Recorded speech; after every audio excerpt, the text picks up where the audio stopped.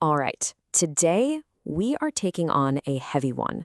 A film that's, well, it's less of a story you watch and more of an experience you survive. Darren Aronofsky's Requiem for a Dream. You know the one. It's probably one of the most intense, just gut-wrenching looks at addiction and psychological collapse ever put on screen. So let's get into it and really break down how Aronofsky created this unforgettable cinematic nightmare. So, right from the jump, the whole film really just hinges on this one single terrifying question. It takes that universal desire, wanting a better life, and it just twists it into something, a path to absolute self-destruction. And that is the deeply unsettling theme we're going to dig into. And this right here, this gets to the absolute core of the movie. Because see, while drugs are definitely the vehicle, they are not the destination. Not at all. What Requiem for a Dream is really about is that universal human search for meaning, for acceptance, for purpose. But it shows us what happens when that desperate search is built on a really shaky foundation and how it can all just come crashing down. Okay, so to really get a handle on the tragedy, first we have to understand the dreams, right? The film introduces us to 4 different characters, and each one has a dream that seems pretty ordinary, something you or I might even relate to. And it's these dreams that kick off their whole devastating journey. So let's meet the crew. First, there's Harry. He just wants to escape poverty and build a better life with his girlfriend, Marion. Marion, she's an artist and she's dreaming of that creative freedom and, the financial independence that comes with it. Then you've got their friend Tyrone, who's really just chasing the respect and status he feels the world has denied him. And finally, there's Harry's mom, Sarah. She's just drowning in this crushing loneliness, and her dream is simple: to be seen, to be recognized. I mean, look at this. Each one of them is chasing their own version of the American dream. And these are the hopeful, totally relatable starting points from which they are all about to take a catastrophic fall. Right, so how do these kind of noble dreams turn into absolute nightmares? Well, what the film shows us is that the problem isn't the dream itself. It's the method. It's how they try to get there. Addiction is never the goal. It's the misguided shortcut they take, the one path they think is going to get them to that happiness they're craving, and fast. And the film does such a brilliant job of showing that this doesn't just happen overnight. It's this slow, creeping descent.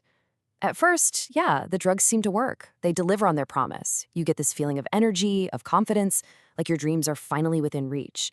But then, pretty quickly, just maintaining that feeling becomes the new dream. The original goals, they start to fade. And then they're just gone, forgotten. And what's left is this all-consuming void that only the next hit can fill.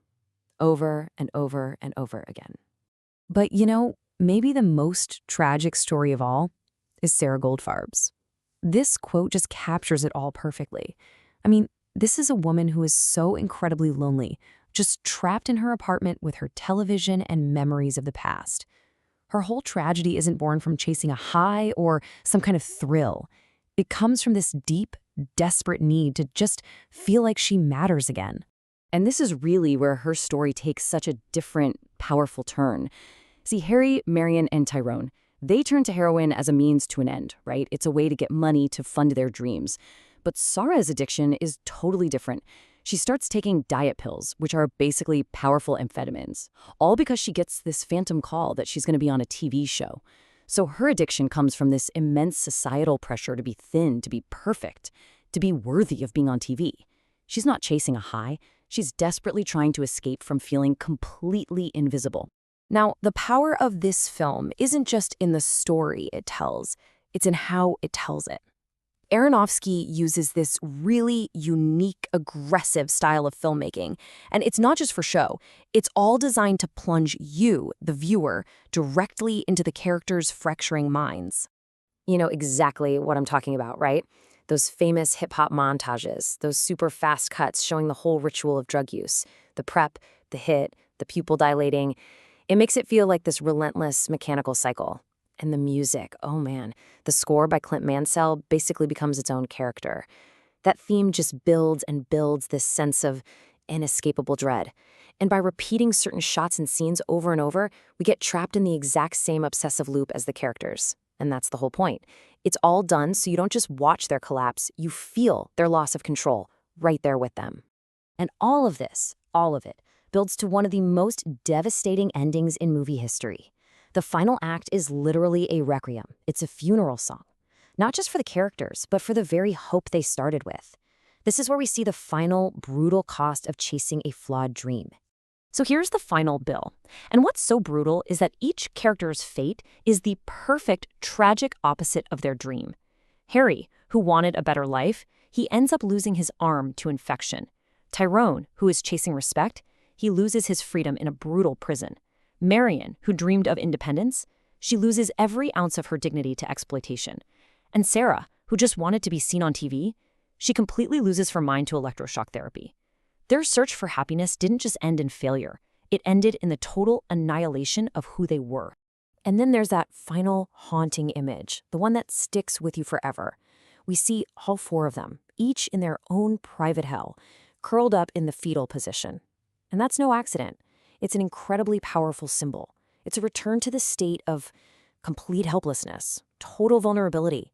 They've lost everything they fought for, and they've lost everything they were. They are just stripped bare, left with absolutely nothing. When you really step back and look at it, Requiem for a Dream is so much more than a story about four people.